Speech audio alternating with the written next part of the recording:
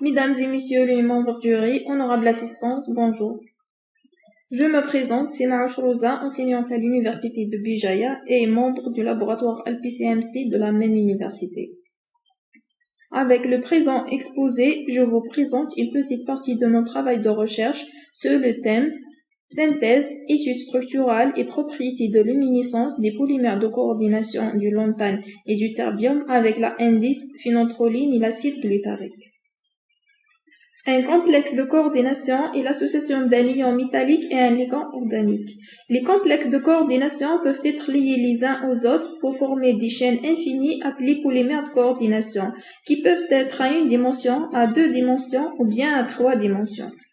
La conception du polymère de coordination peut être contrôlée par la taille, la forme et la rigidité du ligand ainsi que son aptitude à participer à des liaisons intermoléculaires. Les polymères de coordination à base de lantanite ont des propriétés luminescentes particulières et très intéressantes. En effet, leurs orbitales 4f protégées par la 5s et la 5p présentent de nombreux niveaux d'énergie différents qui permettent de nombreuses transitions électroniques. Ceci leur confère des propriétés luminescentes particulières allant du visible jusqu'à l'infrarouge. Les propriétés luminescentes de ces matériaux donnent lieu à de nombreuses applications dans l'optique telles que la lutte contre la contrefaçon, les LED, les lasers, les coups de barre, etc. Dans ce projet, notre stratégie de synthèse consiste à associer 2 ligands, la N10-phénotroline pour son rôle d'antenne ainsi que son volume qui empêche les molécules solvantes de se lier au centre métallique. Et l'acide glutarique pour jouer le rôle d'espaceur entre les ions lantanides, ce qui permet de former des polymères de coordination avec des structures fascinantes. Nous avons pu obtenir un polymère de coordination inédit avec la formule suivante, avec une structure à 1 dimension via la technique hydrothermale suivant le protocole suivant. Un dérivé de lantane est obtenu sous forme de monocristaux. La résolution structurale par diffraction des rayons X sur monocristal a montré que l'unité asymétrique contient un ion de lantane, un ligand glutarate, un ligand phénotroline et un groupement nitral. L'ion de lantane est non coordonné, formant autour de lui un antiprisme trigonal Kp déformé. La structure cristalline dans ce composé est un enchaînement binucléaire qui s'étend le long de l'axe A, où le ligand glutarate sert de pont entre les centres métalliques avec des distances intermétalliques via ses espaceurs et de 8,759 angstroms.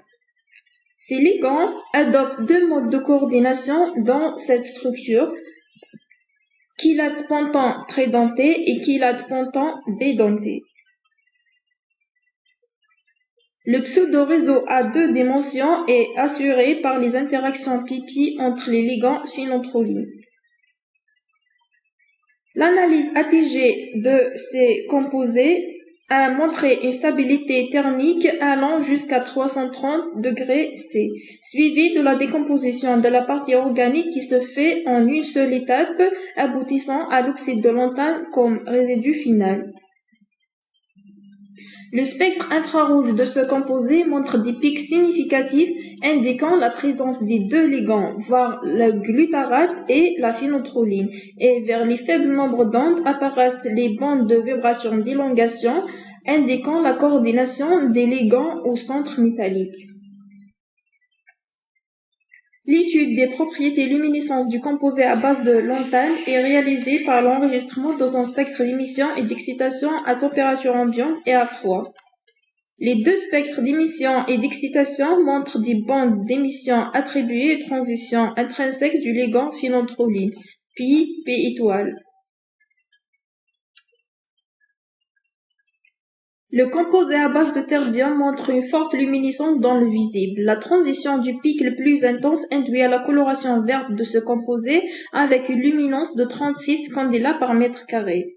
Les valeurs de durée de vie et de rendement quantique sont comparables à celles retrouvées en littérature pour les polymères de coordination à base de terbium. De ce fait, on conclut que la stratégie de synthèse développée dans ce travail, qui consiste à associer deux ligands différents, s'est avérée très efficace, où elle nous a permis d'avoir un polymère de coordination inédit avec une structure à une dimension. Plusieurs facteurs favorables à une bonne luminescence dans cette structure, dont l'absence des molécules solvants dans la première sphère de coordination, la présence d'unités démériques et les distances intermétalliques inférieures à 10 angstroms. Enfin, je vous remercie pour votre attention.